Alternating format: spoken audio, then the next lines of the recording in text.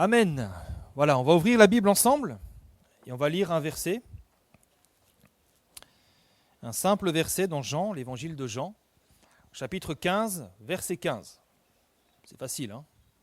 Jean, chapitre 15, verset 15. Et on va lire ce verset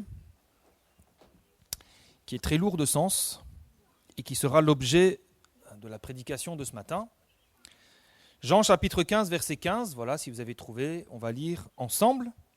C'est Jésus qui parle et qui va dire « Je ne vous appelle plus serviteur, parce que le serviteur ne sait pas ce que fait son maître. Mais je vous ai appelé ami, parce que je vous ai fait connaître tout ce que j'ai appris de mon Père. Amen. » Alors il y a quelques années de cela, on chantait un chant qui s'appelait « Je suis ami de Dieu ».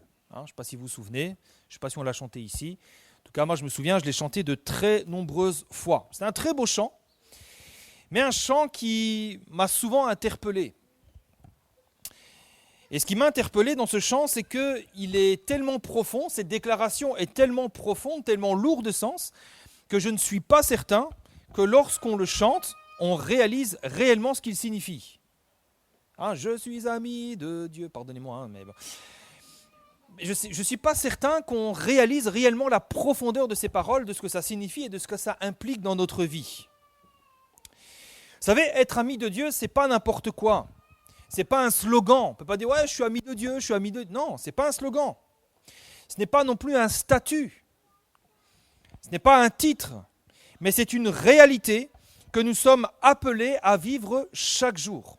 Le Seigneur nous appelle à vivre comme amis de Dieu. Et en effet, être ami de Dieu, ce n'est pas un statut, ce n'est pas comme être enfant de Dieu. Vous savez, enfant de Dieu, nous le devenons lorsque nous passons par la nouvelle naissance. Nous devenons enfants de Dieu, nous sommes de nouvelles créatures, nos péchés sont pardonnés parce que nous avons été rachetés par le Seigneur. Et donc, quand nous nous sommes convertis au Seigneur, nous sommes devenus enfants de Dieu. Ça fait partie de notre nature. C'est un titre et une position que nous possédons éternellement et de manière irrévocable. Mais par contre, être ami de Dieu, c'est autre chose. Ce n'est pas automatique. Dans le texte que nous avons lu en introduction, Jésus va dire « Je vous ai appelé amis parce que je vous ai fait connaître tout ce que j'ai appris de mon Père. » Ça nous montre que être ami de Dieu, ça va impliquer un degré d'intimité et de proximité particulier avec le Seigneur. Et que tous n'ont pas. Vous savez, c'est un peu ce qu'on voit dans certaines familles. Dans certaines familles, parfois, il y a beaucoup d'enfants. Beaucoup. Et être un enfant de la famille, c'est un titre et une position qu'on a acquis à la naissance. On n'a besoin de rien faire de plus pour ça.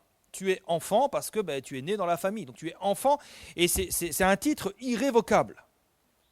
Mais pour autant, tous les enfants ne sont pas proches pareils de leurs enfants. Vous en avez certains qui sont très fusionnels. Ils aiment leur papa, ils aiment leur maman, ils sont très fusionnels, très proches. Il y en a d'autres qui sont un peu plus autonomes. Et puis il y en a d'autres qui sont carrément indépendants.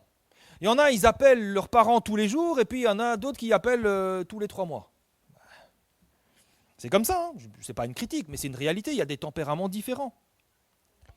Et on retrouve la même chose dans la famille de Dieu, même parmi les disciples de Jésus. Il y avait des degrés d'intimité et de proximité différents. Prenez l'apôtre Jean par exemple. Il est appelé le disciple que Jésus aimait. C'est fou quand même, hein? Le disciple que Jésus aimait. Alors non, ça ne veut pas dire que Jésus avait des petits préférés. Il disait, Jean c'est mon petit chouchou et puis les autres, non, hein? Ça c'est impossible. Puisque la Bible nous dit que Dieu ne fait exception de personne. Il ne fait pas de favoritisme. Ça veut juste dire que certains peuvent avoir un degré d'intimité et de proximité particulier avec le Seigneur. Je pense qu'il y avait une relation particulière parce que Jean avait peut-être une sensibilité différente des autres. Et il avait cette relation particulière avec Dieu. Puis vous prenez un gars comme Judas qui a vécu avec les apôtres et pourtant ça ne l'a pas empêché de trahir le Seigneur. Maintenant, être ami de Dieu, c'est vrai que c'est un degré d'intimité, de proximité particulier avec Dieu, mais ce n'est pas non plus réservé à une élite, à certains que Dieu aurait choisis, C'est pas comme si Dieu était là ce matin, il regarde l'église et puis il dit, bon ben toi tu vas être mon ami, toi tu vas être mon ami, toi tu vas être mon ami. Puis les autres, pas du tout. Ça c'est impossible puisque la Bible déclare, je le répète, que Dieu ne fait pas de favoritisme. Ça veut dire que, et c'est probablement le point le plus important ce matin, tout enfant de Dieu peut devenir ami de Dieu. Je vais même aller plus loin. Tout enfant de Dieu est appelé à être ami de Dieu. Pourquoi ? Eh bien parce que Jésus offre son amitié à tous ses enfants sans distinction. C'est pour ça qu'il va dire, je ne vous appelle plus serviteur mais ami parce que je vous ai fait connaître. Mais nous le savons, il y a tout ce que Jésus donne et puis il y a ce que nous acceptons de recevoir. C'est comme pour le salut. Vous savez, la Bible déclare que ce que Dieu veut, c'est que tous les hommes soient sauvés. Christ est mort pour que quiconque croit en lui soit sauvé. Mais pourtant, seront sauvés ceux qui auront reçu le salut de Dieu offert en Jésus-Christ. Et pour l'amitié de Dieu, c'est la même chose. Nous sommes tous appelés à rentrer dans l'intimité, à être proches de Dieu, mais seuls ceux qui vont l'accepter, ceux qui vont recevoir cette amitié seront vraiment amis de Dieu. Donc ce n'est pas quelque chose qu'on peut chanter, qu'on peut déclarer comme ça. Je suis ami de Dieu. Tu es ami de Dieu si et seulement si tu as accepté cette amitié qui vient de la part du Seigneur. Et justement, le but du message, c'est de comprendre ce que ça veut dire être ami de Dieu, ce que ça implique, et puis comment vivre en ami de Dieu. Et puis dimanche prochain, nous verrons une approche un peu plus pratique, puisque dimanche prochain, donc ça sera le culte du baptême, et on va revenir sur cette notion d'ami de Dieu, mais dans une approche un peu plus, on va dire, un peu plus dans l'évangélisation. Voilà. Mais on verra ça un peu plus en profondeur la semaine prochaine. Alors ça veut dire quoi être ami de Dieu ? La première chose, la première étape pour être ami de Dieu, c'est d'abord d'être serviteur de Dieu. Alors, peut-être on ne le savait pas. On pense, ami de Dieu, c'est juste aimer Dieu, etc. Non. Être ami de Dieu, la première étape, c'est être serviteur de Dieu. Personne ne peut être ami de Dieu sans au préalable être serviteur de Dieu. Et la raison, elle est simple. Chercher à être ami de Dieu sans être son serviteur, ça reviendrait à faire de Dieu notre pote, un dallon. C'est-à-dire quelqu'un, on aime sa présence, on aime être avec lui, mais on n'a aucune obligation envers lui, et lui n'a aucune obligation envers nous. On est libre, on fait ce qu'on veut. Et en effet, vous savez, si on a un pote ou un dallon qui nous dit « ça, tu ne dois pas le faire », on a tout à fait le droit de penser qu'il se trompe, qu'il ne connaît pas la situation, et on a tout à fait le droit de ne faire aucun cas de son conseil. S'il dit « je t'avais dit de ne pas le faire », on va dire « ouais, mais t'es juste mon pote, hein, t'as rien à me dire, hein, t'es pas mon père, t'es pas ma mère, t'es pas mon patron. » Par contre, si c'est notre chef, si c'est un patron, ou même pour les plus jeunes, notre papa ou notre maman qui nous dit « ça, tu ne dois pas le faire », là c'est différent, non ? Quand c'est un patron qui vous dit « ça, je ne veux pas que tu le fasses », c'est différent. Après, on a tout à fait le droit de penser qu'il se trompe. On a tout à fait le droit de penser qu'il ne connaît pas bien la situation, mais la différence, c'est que parce que c'est notre chef, parce que c'est notre père ou notre mère, on va l'écouter et on va faire ce qu'il nous dit. Et pourquoi ? Parce que contrairement à un pote, nous avons des devoirs et des obligations vis-à-vis de lui. La différence, c'est donc qu'un pote ou un dallon, c'est quelqu'un avec qui on est libre de faire ce qu'on veut. Il n'y a ni obligation, ni conséquence. Vous comprenez bien qu'on ne peut pas traiter Dieu comme ça. On ne peut pas faire de Dieu notre pote, de dire « aujourd'hui, je vais venir dans ta présence, et puis on verra demain si j'ai envie ou si j'ai pas envie, et puis voilà, on ne peut pas faire ça. » Et malheureusement, parfois, on peut se tromper en pensant qu'être ami de Dieu, ça veut dire que Dieu est notre pote, que Dieu, c'est un Dieu cool et avec qui on peut agir comme on veut. On peut ignorer ses commandements et faire les choses comme on a envie de les faire. On est là, oui, ça c'est des commandements qui ne m'intéressent pas, je m'en fiche. Et on peut parfois penser que Dieu, être ami de Dieu, ça veut dire ça. Ça veut dire Dieu c'est notre pote. Il nous dit quelque chose, on n'a pas envie de le faire, on ne le fait pas. savez, c'était le cas de Caïn. C'était le cas de Caïn. Caïn, lui, au lieu d'offrir à Dieu des sacrifices d'animaux, des sacrifices sanglants, parce que c'est ce que Dieu a toujours demandé, un sacrifice est un sacrifice sanglant, un sacrifice où il y a le sang qui coule, c'est comme ça, c'était la règle, et d'ailleurs son frère Abel, il l'avait très bien compris. Eh bien Caïn, lui, il avait choisi d'offrir des fruits et des légumes. Voilà, Seigneur, ce matin, je t'offre 3 courgettes, 2 concombres, 8 tomates et un chou. Et ça, Dieu ne pouvait pas l'accepter. Alors Caïn, lui, pour lui, il était sincère dans sa démarche, mais ce n'est pas ce que Dieu demandait. Et Dieu ne pouvait pas accepter cela. Et après, il s'étonne, il s'irrite lorsque Dieu rejette son offrande. Ouais, mais Dieu, c'est pas ton pote, c'est pas ton dallon, tu fais pas ce que tu veux avec lui. Il est Dieu. Et cette notion, elle est très importante. Personne ne peut être ami de Dieu s'il n'est pas d'abord disciple et serviteur de Christ. Et ce point est très important, frères et sœurs. On ne peut pas traiter avec Dieu d'égal à égal. On ne peut pas négocier avec le Seigneur. On ne peut pas dire, mais ça ne me plaît pas. Ça, oui, ça, non. Ça, je prends pas. On ne peut pas. Et la raison, elle est simple. Dieu est supérieur à nous en toutes choses. Et il faut que nous le comprenions. Dieu est le Seigneur, il est notre Créateur, et nous ne sommes que ses créatures. Il est supérieur à nous en toutes choses. Et à ce titre, nous lui devons tous respect, honneur et obéissance. Tous. Alors vous allez me dire, oui, mais il y en a beaucoup qui ne respectent pas le Seigneur. Il y en a beaucoup qui n'obéissent pas au Seigneur. Il y en a beaucoup qui n'honorent pas le Seigneur, ils vivent comme ils veulent. Et c'est vrai. Aujourd'hui, il y en a beaucoup qui vivent leur vie comme si Dieu n'existait pas, qui ne font aucun cas de sa parole, ni de ses commandements. Mais, vous savez, ça, c'est que pour un temps. Ça s'appelle le temps de la patience. Dieu tolère cela, mais uniquement pour un temps. Parce qu'il fait preuve d'une grande patience. Et la Bible nous dit dans 2 Pierre 3,9 qu'il use de patience envers vous. Pourquoi il accepte ça en ce moment ? Parce qu'il use de patience, ne voulant qu'aucun périsse, mais voulant que tous arrivent à la repentance. Mais il y a un jour où Dieu dira stop, où Dieu rétablira toutes choses, où il dira, bon maintenant ça suffit, je suis Dieu, c'est moi qui règne. Et ce jour-là, tous ceux qui auront fait aucun cas du Seigneur, tous ceux qui auront vécu comme si Dieu n'existait pas, ils n'auront pas le choix. Romains 14, 11 nous dit « Tout genou fléchira devant moi. Tout genou fléchira devant moi. Toute langue donnera gloire à Dieu. Et ainsi, chacun de nous rendra compte à Dieu pour lui-même. » Nous aurons toutes et tous des comptes à rendre à Dieu, parce qu'il est Dieu, il est le Maître. Oui, Dieu use de patience aujourd'hui, supportant le comportement arrogant des hommes qui ne lui obéissent pas, qui vivent comme si il n'avait aucun compte à lui rendre. Mais vous savez, ce temps est bientôt terminé parce que Jésus revient bientôt. Ce temps est bientôt fini. Et le jour vient où Dieu rétablira toutes choses.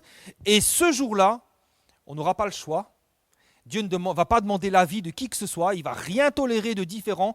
Tout genou fléchira devant lui, de gré ou de force. Et toute langue donnera gloire à Dieu. Alors non, nous ne pouvons pas traiter Dieu comme notre pote, comme un dallon, simplement parce que, vous savez, on n'a pas de compte à rendre à un pote. Si c'est juste un pote ou un collègue de travail, tu n'as pas de compte à lui rendre. Mais à Dieu, si, nous avons des comptes à lui rendre, parce qu'il est le Maître et il est le Seigneur. Autrement dit, Dieu n'offre son amitié qu'à ses serviteurs et ses servantes. Ce qui veut dire que pour être amis de Dieu, nous devons d'abord être serviteurs de Dieu. Et c'est quoi un serviteur ? Parce que si nous voulons être amis de Dieu, nous devons d'abord comprendre c'est quoi être un serviteur. Un serviteur, c'est quelqu'un qui va répondre aux besoins et aux demandes de son supérieur, de son chef. Et un serviteur, il le fait, mais il le fait surtout par obligation, par devoir, parce qu'on lui demande. Et il n'a pas besoin qu'on lui donne les raisons. Il n'a pas besoin qu'on lui explique pourquoi. Par exemple, quand un patron va vous demander à sa secrétaire de photocopier des documents, le patron, il ne va pas dire à sa secrétaire pourquoi il a besoin des photocopies. Il va dire, j'ai besoin que vous me photocopiez ce dossier, et elle va le faire. Elle ne va pas dire, mais pourquoi, j'ai besoin de comprendre. Il va dire, mais faites votre travail, hein, c'est tout. Le serveur au restaurant, il va vous servir votre commande, sans que vous ayez à lui expliquer pourquoi vous avez choisi des frites et pas du riz. Il ne va pas vous dire, oui, mais moi je pense que c'est pas ça, vous devez faire ceci, cela. Non, ils peuvent se permettre un petit conseil. Mais globalement, vous n'êtes pas obligé de lui expliquer les choses, hein. Un maître n'a pas de compte à rendre à ses serviteurs. Et le serviteur agit sans forcément comprendre les raisons pour lesquelles il fait les choses. Quand par exemple, vous prenez un taxi, c'est vous qui payez, c'est vous le client, c'est vous qui êtes le chef. Vous dites au taxi, vous devez aller à tel endroit. Il va vous y conduire sans forcément comprendre pourquoi vous avez besoin d'aller là. Il ne va même pas vous poser la question. Il vous dit, j'ai besoin d'aller là, il vous conduit là, et puis c'est tout. Et en tant que serviteur de Dieu, pour avoir une relation saine avec Dieu, nous avons besoin de bien comprendre ces choses. Dieu n'a pas de compte à nous rendre. Regardez ce que Dieu déclare. Job 41, verset 2. Il va dire, de qui suis-je le débiteur? Je le payerai. Sous le ciel, tout m'appartient. De qui suis-je le débiteur? Un débiteur, c'est quoi? C'est quelqu'un qui doit quelque chose à quelqu'un. Si je vous dois une somme d'argent, si je vous dois quelque chose, je suis votre débiteur. Être débiteur, ça signifie donc qu'on est redevable et qu'on doit quelque chose à quelqu'un. Et Dieu déclare qu'il n'est débiteur de personne. Il ne doit rien à qui que ce soit, parce que sous le ciel, tout lui appartient. Nos vies lui appartiennent, c'est lui qui nous a créés. Regardez ailleurs ce que la Bible déclare, Acte 17, 25. Il n'est pas servi par des mains humaines, comme s'il avait besoin de quoi que ce soit. Nous, parfois, on pense rendre service à Dieu. Parfois, on dit, Seigneur, tu m'en dois une, hein, je t'ai servi, j'ai fait chanter ce matin, j'ai fait ceci, j'ai fait cela. Tu m'en dois une, Seigneur, hein. Comme si le Seigneur allait nous dire, heureusement que tu étais là, hein, sans toi, j'étais vraiment dans le pétrin. Parfois, on pense comme ça. Hein. La Bible nous dit qu'il n'est pas servi par des mains humaines, comme s'il avait besoin de quoi que ce soit. Lui qui donne à tous. Tout vient de Dieu, c'est lui qui donne à tous la vie, la respiration et toutes choses. C'est Dieu qui donne tout. Et 1 Corinthiens chapitre 4 verset 7 nous dit « Qu'as-tu que tu n'aies reçu ?» Pour ça, des fois on dit « Seigneur, tu as vu, je t'ai servi ce matin. » Le Seigneur va dire « Ouais, mais si tu m'as servi, c'est parce que de 1, je t'ai donné la santé, de 2, je t'ai donné le talent, de 3, je t'ai ouvert les portes, de 4, je t'ai donné mon esprit pour que tu puisses me servir, de 5, c'est moi qui t'ai placé dans l'église, de 6, et la liste, elle est très longue. On doit tout à Dieu. » Et je crois qu'avant de parler d'amis de Dieu, nous devons comprendre que nous sommes d'abord ses serviteurs et qu'en tant que serviteurs, Dieu n'a aucun compte à nous rendre sur ce qu'il fait et nous n'avons rien à exiger de lui. Et nous avons besoin de comprendre cela pour comprendre que les premières qualités d'un serviteur, c'est l'humilité et l'obéissance. Tu veux être ami de Dieu, il faut commencer par être humble et obéissant à Dieu. Si déjà nous discutons la parole, s'il y a certains versets avec lesquels nous ne sommes pas d'accord, on dit « ouais mais ça, c'est pas pour moi ça ». Déjà là, il y a un problème, tu ne peux pas être ami de Dieu dans ces circonstances-là. Si nous discutons la parole, vous savez, qui sommes-nous pour discuter de la parole? Qui sommes-nous pour parfois remettre en question les choix que Dieu a faits dans son infinie sagesse? Parfois on est là, on dit « mais Seigneur, pourquoi ceci? Seigneur, pourquoi cela ?» Et on lève le poing contre Dieu, « je ne suis pas d'accord ». À qui Dieu doit-il des explications sur ce qu'il fait ou sur ce qu'il a décidé? Et si nous ne l'acceptons pas, si déjà là nous sommes rebelles, si déjà là il y a une résistance, on ne peut pas aller dans l'étape supplémentaire qui consiste à être ami de Dieu. Être ami de Dieu commence premièrement par respecter Dieu pour qui il est. Ça commence par là. Tu veux être ami de Dieu, commence premièrement par respecter qui Dieu est. C'est-à-dire nous devons respecter son rang. Il est Dieu. Respecter aussi sa souveraineté. Il est Seigneur. Ensuite, si nous voulons être amis de Dieu, nous devons dans un deuxième temps faire tout ce que Dieu nous dit et tout ce que Dieu nous commande dans sa parole. Et on pourrait résumer cela par ce texte, 1 Thessaloniciens chapitre 4 verset 3. J'aime bien parce que ce texte est très clair. Il nous dit ce que Dieu veut. On est là, mais qu'est-ce que Dieu veut dans ma vie, etc. C'est écrit là. Ce que Dieu veut, c'est votre sanctification. c'est que vous vous absteniez de la débauche. C'est que chacun de vous sache posséder son corps dans la sainteté et l'honnêteté. Pas de fraude, pas de mensonge. Sans vous livrer à une convoitise passionnée, comme font les païens qui ne connaissent pas Dieu. C'est que personne n'use envers son frère ou sa sœur de fraude, de cupidité dans les affaires. Parce que le Seigneur tire vengeance de toutes ces choses, comme nous l'avons déjà dit et attesté. Car Dieu ne nous a pas appelés à l'impureté, mais à la sanctification. Celui donc qui rejette ses préceptes ne rejette pas un homme, mais Dieu, qui vous a aussi donné son Saint-Esprit. Si nous nous efforçons de marcher dans la sanctification, en nous abstenant du péché et de tout le reste, mais aussi dans l'obéissance à tout ce que Dieu nous demande, alors nous devenons d'authentiques serviteurs de Dieu. Parce que c'est ça un vrai serviteur de Dieu. Ce n'est pas quelqu'un qui prêche fort, ce n'est pas quelqu'un qui prie fort, ce n'est pas quelqu'un qui fait beaucoup de choses. C'est quelqu'un qui obéit à son maître en toutes choses. C'est ça un serviteur. Et quel honneur, frères et sœurs, pour nous, que de pouvoir être serviteurs de Dieu. Vous savez, durant toute cette semaine du Rhône Impact, dans les matinales, on a parlé avec Fabio Morin de tous ces grands hommes, toutes ces grandes figures du pentecôtisme à travers l'histoire. Des hommes qui ont parfois accompli des choses absolument prodigieuses. Mais finalement, ce que nous retenons, c'est que ces hommes, ils n'étaient finalement que de simples serviteurs de Dieu. Quand on voit à la base de leur appel, à la base de toutes ces œuvres qu'ils ont faites, eh bien on voit des hommes simples, des hommes humbles, qui ont simplement fait ce que Dieu leur avait demandé de faire. Je dis simplement entre guillemets parce qu'il fallait quand même avoir le courage de le faire. Hein. Vous savez, être serviteur de Dieu, c'est un des honneurs les plus importants qui puissent être pour nous en tant qu'enfants de Dieu. Et c'est d'ailleurs comme ça que plusieurs des apôtres se présentaient. Dans son épître à Tite, Paul va dire, verset 1er, Paul, serviteur de Dieu. C'est comme ça qu'il se présente. Il ne va pas seulement dire apôtre, nanani, nanana, ordonné par un tel, etc. Comme aujourd'hui, il y en a beaucoup, apôtres, prophètes, ceci, cela. Serviteur de Jésus-Christ, serviteur de Dieu. Jacques chapitre 1, verset 1. C'est comme ça que Jacques se présente. Jacques, serviteur de Dieu et du Seigneur Jésus-Christ. Et que dire de Jésus lui-même? Jésus, notre maître, qui sur la terre a été le serviteur de Dieu par excellence. Jean 6, 38.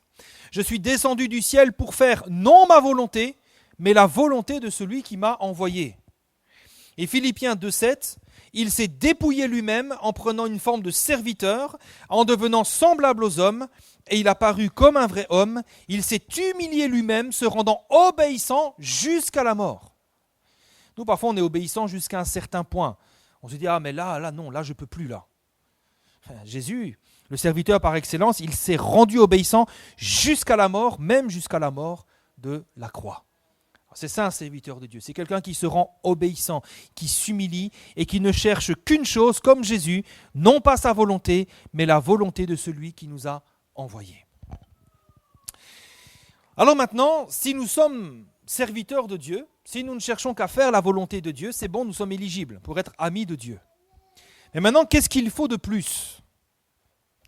Qu'est-ce qu'un serviteur de Dieu peut-il faire de plus pour pouvoir être considéré comme ami de Dieu? Et là, c'est très simple. Finalement, ce n'est pas quelque chose à faire de plus, c'est plus une attitude de cœur. L'ami de Dieu, c'est le serviteur qui fait les choses, mais par amour, et pas seulement par obligation ou par devoir. C'est ça la différence. L'ami de Dieu, c'est le serviteur de Dieu qui fait tout par amour pour son Dieu, et pas par devoir. Et ça, c'est le point peut-être le plus important du message de ce matin. Ce qui distingue l'ami de Dieu du serviteur de Dieu, c'est que la motivation première de l'ami de Dieu, c'est l'amour qu'il a pour son Dieu et qui motive son obéissance. On fait les choses non pas par obligation, ni par peur, mais on les fait premièrement parce qu'on aime Dieu. Pourquoi je prie? Parce que j'aime Dieu. Pourquoi j'y la Bible? Parce que j'aime Dieu. Pourquoi je viens à l'église? Parce que j'aime Dieu. C'est pour ça que l'ami de Dieu, c'est le serviteur qui fait tout, mais motivé par l'amour ardent dont il aime son Dieu. Et cette distinction, elle est très importante. Parce que combien malheureusement servent le Seigneur sans avoir pour motivation première l'amour de Dieu. On fait des choses, mais ce n'est pas l'amour qui nous motive premièrement. Alors oui, on aime Dieu, mais ce qui vient en premier, ce n'est pas l'amour. Combien servent le Seigneur, parfois fidèlement, mais premièrement par obligation et pas par amour. On se dit, bon allez, je vais au culte ce dimanche, je suis fatigué, je n'ai pas envie, mais j'y vais parce que je suis engagé dans tel ou dans tel service. Et il y en a, bon, pas ici, mais je sais qu'il y en a, vous les voyez le dimanche uniquement quand ils ont un service. Et quand ils ne servent pas, ils ne sont pas là. Ils viennent par obligation. Certains se disent, bon ok, allez, je vais lui parler de Jésus, mais uniquement parce que c'est le Seigneur, c'est ce que le Seigneur me demande de faire. Je l'ai entendu ce dimanche, il faut que je le fasse. Donc je le fais. Et là, on le fait par obligation. Alors, rassurez-vous, ce n'est pas forcément mauvais. Il nous est tous arrivé de faire parfois certaines choses seulement par obligation. Mais si c'est la seule motivation, la motivation première, on passe à côté de quelque chose. Ensuite, combien servent le Seigneur, mais premièrement comme un devoir. Je dois. Vous savez, parfois on se lève tôt le matin pour essayer de prendre du temps pour lire la Bible et prier, mais on n'y prend aucun plaisir. Ça ne fortifie pas notre âme. On est aussi sec avant de lire la Bible qu'après. Pourquoi ? Parce qu'on le fait comme un devoir, comme un rite religieux. Il faut. On est là, on ouvre la Bible et puis on lit, on ne comprend pas rien. On dit c'est pas grave, on ferme la Bible. Et puis on prie, Seigneur béni, Seigneur béni, Seigneur béni, et puis voilà. Vous savez, alors je ne dis pas se lever tôt le matin pour lire la Bible et prier, ce n'est pas toujours facile. Moi, des fois, je passe 10 minutes sur un seul verset parce que je suis fatigué et que je ne comprends pas rien, mais voilà, ça arrive aussi. Ce que je veux vous dire, frères et sœurs, c'est que si nous lisons la Bible, si nous prenons du temps dans la prière, sans avoir premièrement cet ardent désir de rencontrer le Seigneur, celui que nous aimons, alors on passe à côté de quelque chose. Si on ouvre la Bible sans avoir ce désir de dire « Seigneur, je veux te rencontrer, je veux t'entendre, qu'est-ce que tu veux me dire, Seigneur ?» On passe à côté de quelque chose. Et puis, plus malheureux encore, certains servent le Seigneur, mais avec un sentiment premier de peur et de crainte. Certains se disent « Oh, il faut que je prie ce matin, sinon il va m'arriver quelque chose. » Parfois, on est tenté par le péché, mais la peur du châtiment nous retient. On dit « Ouh là là, il ne faut pas que je fasse ceci, il ne faut pas que je fasse cela, parce que sinon il va m'arriver quelque chose, sinon je vais aller en enfer. » Alors, c'est mieux que rien, vaut mieux ça que de se vautrer complètement dans le péché. Mais si ce n'est que la peur qui nous retient, ça ne nous retiendra pas très longtemps. Ça ne nous retiendra pas de pécher de manière efficace. Et c'est pour ça d'ailleurs que malheureusement certains retombent souvent dans les mêmes péchés. On a peur, on craint, mais la crainte ne dure pas longtemps. Et puis parfois on raisonne, on se dit, j'ai pas envie d'aller à l'église ce soir, mais si j'y vais pas, il va m'arriver quelque chose. Et c'est la peur et la crainte qui nous motivent. Et puis encore pire, parfois on sert le Seigneur dans l'espoir d'obtenir quelque chose de lui, pour un gain. Secrètement dans notre cœur, on se dit, le Seigneur va m'entendre, le Seigneur va me bénir parce que j'ai été fidèle, parce que j'ai fait ceci, parce que j'ai fait cela, je mérite. Maintenant attention, je ne suis pas en train de dire que tout ça c'est mauvais. Je ne suis pas en train de dire que si on agit de cette manière-là, c'est forcément mauvais, vous êtes dans l'erreur et vous êtes à côté de la plaque. Pas du tout. Pas du tout. Parce que ça fait partie de la vie chrétienne aussi. On agit tous de cette manière-là. Parfois, le Seigneur nous demande de faire des choses, on n'a pas forcément envie de les faire, mais on les fait quand même. Et n'oublions jamais que, avant d'aller à la croix, Jésus a quand même dit, s'il est possible, que cette coupe s'éloigne de moi. Jésus n'avait pas forcément envie à ce moment-là d'aller à la croix. D'autres fois, on s'impose une discipline personnelle, on fait les choses par devoir et on s'oblige à faire des choses, sans quoi on ne les ferait pas. Vous savez, si on ne s'impose pas une discipline personnelle pour prier, pour lire la Bible, on peut très vite passer la semaine sans ouvrir la Bible du tout. Et on a besoin de ces choses. Et d'autres fois encore, on peut faire les choses aussi dans l'espoir d'obtenir une récompense de la part du Seigneur. Et il n'y a aucun mal à cela, puisque c'est ce que Jésus nous a enseigné. Luc 6, 35, il va dire « Aimez vos ennemis, faites du bien et prêtez sans rien espérer, et votre récompense sera grande. » Donc oui, si tu aimes tes ennemis, si tu pries pour eux, tu peux espérer recevoir ta récompense. Vous serez fils du Très-Haut, car il est bon pour les ingrats et pour les méchants. Soyez donc miséricordieux comme votre Père est miséricordieux. Oui. Donc mon propos, c'est pas de dire que tout ça c'est mauvais et qu'il faut pas agir par intérêt, il ne faut pas agir par obligation, par devoir ou par peur.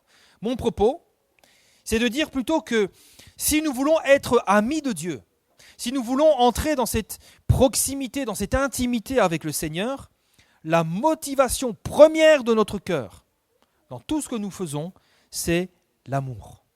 La motivation première, c'est aimer Dieu. Autrement dit, parce que j'aime Dieu, je le sers fidèlement. Parce que j'aime Dieu, j'aime sa présence, j'aime sa parole, je m'impose une discipline. Comme dirait l'apôtre Paul, je traite durement mon corps. Je me lève tôt le matin pour prendre du temps avec lui dans la prière et dans la lecture de la Bible, parce que j'aime le Seigneur, parce que j'ai besoin de passer ce temps avec lui. Parce que j'aime Dieu. Oui, je vais au culte le dimanche pour le servir, même si je suis un peu fatigué. Parce que j'aime Dieu, parce que j'aime mon prochain, de l'amour de Christ. Je vais aller lui parler de Jésus, parce que je sais que Jésus a une solution pour lui ou pour elle, même si je suis timide, même si j'ai un peu peur, même si je suis un peu maladroit, et même si je dois me faire violence. Parce que j'aime Dieu, parce que j'aime mon prochain. Et puis parce que j'aime Dieu, même si je suis tenté par le péché, je m'abstiens parce que je ne veux pas attrister celui que mon cœur aime.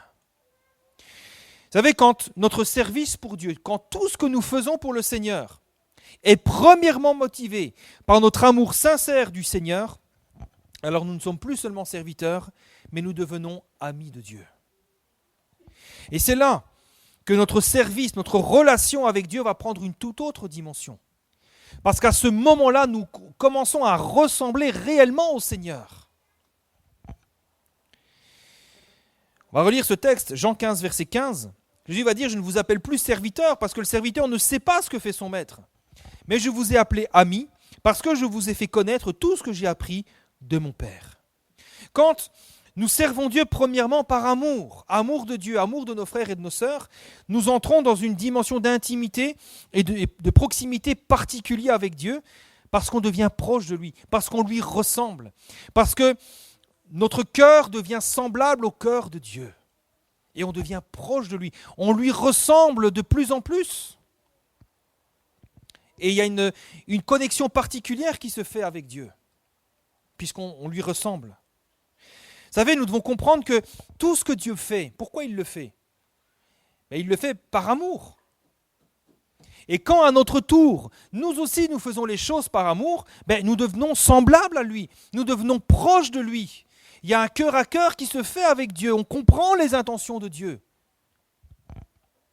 1 Jean chapitre 4 verset 7 nous dit « Bien-aimés, aimons-nous les uns les autres, parce que l'amour est de Dieu. » Je ne vais pas aimer mon frère et ma sœur parce qu'il me ressemble, parce qu'il est sympa avec moi, parce que je m'entends bien avec lui ou avec elle, mais parce que l'amour est de Dieu. Et quiconque aime est né de Dieu et connaît Dieu. Je ne sais pas si on réalise la profondeur de ces paroles. Quiconque aime, quand tu aimes Dieu, quand tu aimes ton prochain, quand tu fais tout par amour, tu es né de Dieu et tu connais Dieu. Combien servent le Seigneur sans connaître Dieu ? Ils font machinalement, ils le font par obligation, ils le font en traînant des pieds, ils le font en jugeant les frères, jugeant les sœurs, ceci, cela, il ne sait pas chanter, il ne sait pas jouer de la musique, voilà, puis on plaisante, on rigole, on est sur notre téléphone ou quoi. Combien servent le Seigneur sans connaître Dieu ? Combien parlent du Seigneur sans le connaître ? Comment on connaît Dieu ? C'est par l'amour. Quand on aime Dieu, quand on aime nos frères, quand on aime nos sœurs, quand on est motivé par l'amour, c'est là qu'on connaît Dieu. C'est là qu'on devient semblable à lui. Et Jean dira, 1 Jean chapitre 4, verset 8, « Celui qui n'aime pas n'a pas connu Dieu, parce que Dieu est amour. » C'est donc en faisant les choses premièrement par amour que nous devenons amis de Dieu. Il y a une proximité, une intimité particulière qui s'installe avec le Seigneur. Et quand vous servez Dieu avec amour, il n'y a plus de peur. Parce que l'amour parfait bannit la crainte, dit la parole. Il n'y a plus la peur, il n'y a plus la crainte. Il n'y a plus non plus d'obligation. Parce que l'amour nous fait faire toutes choses dans la joie. On n'est pas obligé, on est dans la joie. Vous savez, c'est quelque chose que je n'avais pas compris quand j'étais ado. J'aimais pas aller à l'église quand j'étais ado. J'aimais pas, je m'ennuyais. Et quand j'entendais ce chant, je suis dans la joie quand on me dit allons dans la maison de l'Éternel, je ne comprenais pas. Je dis, mais enfin, comment ça peut être une joie, un truc pareil? Maintenant, je comprends. C'est une joie de venir à l'église. C'est une joie d'entendre la parole de Dieu. C'est une joie de voir les frères et les sœurs. C'est une joie de saluer, de revoir les visages. Quelle joie! Et c'est sincère ce que j'ai dit ce matin. Vous m'avez manqué, réellement. Pourtant, on ne s'est pas vu ni mercredi ni vendredi, mais vous m'avez manqué. J'ai l'impression que ça fait longtemps et je suis content de vous revoir. J'espère que c'est réciproque. Hein. Si ce n'est pas le cas, ce n'est pas grave. Ne vous en faites pas, je vous aime quand même. Hein. Mais vous comprenez, il n'y a pas d'obligation, on n'est pas forcé. C'est la joie qui motive notre cœur. Et puis on ne cherche pas non plus une récompense supplémentaire, on ne cherche pas à tout prix à recevoir quelque chose, parce que notre âme est déjà pleinement satisfaite. Vous savez, quand Jésus a été voir la Samaritaine, les disciples sont allés le voir après, et il était midi, ils ont dit il faut manger, hein, c'est l'heure de manger là, il faut déjeuner. Et puis Jésus leur a dit, mais je n'ai pas faim, ma nourriture c'est de faire la volonté de mon Père. Quand nous aimons Dieu, quand nous faisons les choses par amour, on n'a pas besoin de rechercher une récompense supplémentaire, notre âme est déjà pleinement satisfaite. Alors finalement, en conclusion, l'ami de Dieu, c'est ce serviteur qui a compris le commandement ultime, le commandement le plus important et le plus grand que Dieu nous commande de faire. Ce commandement, dans Matthieu chapitre 22, verset 36, on a un jour posé cette question à Jésus, on lui a dit, Maître, quel est le plus grand commandement de la loi? Quoi les affaires le plus grand, le commandement qui surpasse tous les autres? S'il n'y a qu'une chose à retenir, Seigneur, c'est quoi? Et Jésus va lui répondre, tu aimeras le Seigneur ton Dieu de tout ton cœur, avec les émotions, avec ce qu'il y a au fond de nous, de toute ton âme, de toute ta pensée. Il y a d'autres textes qui rajoutent de toute ta force. C'est le premier et le plus grand commandement. Et voici le second, qui lui est semblable, et pareil. Tu aimeras ton prochain comme toi-même. De ces deux commandements dépend de toute la loi et les prophètes. Amen. L'ami de Dieu, c'est celui qui a compris et qui met en pratique ce commandement du Seigneur, qui aime en premier Dieu plus que tout le reste. Alors ce matin, réalisons que Dieu offre son amitié à chacun de ses enfants.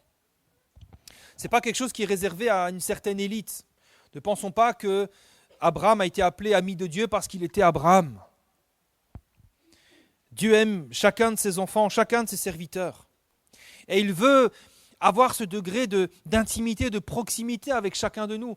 Il veut nous révéler ses plans, il veut nous révéler ses voies, comme il l'a fait pour Abraham. Cacherai-je à Abraham ce que je vais faire? Cacherai-je à un tel ce que je vais faire? Non, je vais lui révéler, c'est mon ami, je l'aime. C'est Dieu qui en premier désire ce degré d'intimité et de proximité avec nous. Mais ça ne sera possible qu'à ceux et celles qui acceptent et qui reçoivent cette amitié de la part du Seigneur. C'est-à-dire qui comprennent et qui choisissent de le servir non pas par obligation, non pas par peur, mais par amour. De dire Seigneur, je comprends que tout ce que tu me demandes, c'est de t'aimer, d'aimer mes frères, d'aimer mes sœurs et de tout faire par amour. Et en effet, vous savez, une réelle amitié, vous savez, souvent on a beaucoup de potes, on a beaucoup, vous savez, il y a des gens, des fois ils marchent dans la rue et vous faites 50 mètres ou 100 mètres avec eux et ils saluent plein de gens autour d'eux. Salut, salut, salut. On a beaucoup parfois de potes, de dalons, de connaissances, de collègues, etc. Mais des amis, parfois on n'en a pas du tout. Ou un ou deux. Ils se comptent en tout cas très souvent sur les doigts d'une seule main. Et vous savez, une réelle amitié, elle n'est jamais basée sur des obligations ou sur de la peur. Un ami qui vous dit « tu dois me rendre des comptes », une amitié un peu toxique, ou la peur. Une réelle amitié est avant tout basée sur l'amour. Et c'est de cet amour que découle la joie, que découle le respect, etc. Et c'est ce genre de relation que Dieu veut avec nous. Dieu ne veut pas nous remplir nos agendas avec des obligations. Il ne veut pas que nous le servions avec peur, avec crainte, avec... C'est pas ça que le Seigneur veut. Ce que le Seigneur veut, c'est une relation d'amour, de réciprocité dans l'amour, tout en n'oubliant pas qu'il est quand même le Seigneur. Le Seigneur ne veut pas seulement que nous soyons des serviteurs qui faisons uniquement ce qu'il nous commande. Ouais, tu m'as dit de faire ça, je le fais. Voilà, non. Le Seigneur veut nous impliquer personnellement et de tout notre cœur dans son œuvre qui est glorieuse. Il veut nous rendre participants dans son œuvre de salut, dans son œuvre de guérison, dans ses œuvres glorieuses. Il veut nous révéler les choses du Père, il veut nous communiquer ses plans, ses projets, ses voies, avec tout l'amour du ciel. Alors ce matin, oui, nous pouvons chacun devenir amis de Dieu. Mais comprenons que pour cela, premièrement, nous devons être serviteurs de Dieu. Et des serviteurs ensuite qui servent leur maître, non pas par obligation, non pas par contrainte, non pas motivés par la peur, mais uniquement par amour. Amen. Alors on va prier le Seigneur et que ce matin, peut-être si notre service pour Dieu était marqué par l'obligation, par la peur, par la crainte, ce n'est pas forcément une bonne chose. Parce que même si on aime Dieu, même si on sert Dieu par amour, il faut aussi comprendre que nous avons des obligations, nous avons des comptes à rendre. La Bible nous dit « Travaillez à votre salut avec crainte et tremblement ». Il y a une part de crainte aussi à avoir du Seigneur. Et je ne suis pas en train de dire que ces choses-là, il faut les balayer complètement. Mais il faut un équilibre. Et cet équilibre, c'est premièrement, aime Dieu. Premièrement, aime ton prochain. Premièrement. Et c'est ainsi que tu seras ami de Dieu. Et c'est comme ça que tu entreras dans une dimension particulière de proximité et d'intimité avec le Seigneur. Il y aura une connexion particulière parce que tu seras proche du cœur de Dieu. Et en te voyant, les gens verront le Seigneur. En te voyant, en t'écoutant, les gens entendront le Seigneur. Quand tu agiras, le Seigneur agira au travers de toi. Parce que celui qui aime est né de Dieu et a connu Dieu. Amen, on va prier le Seigneur.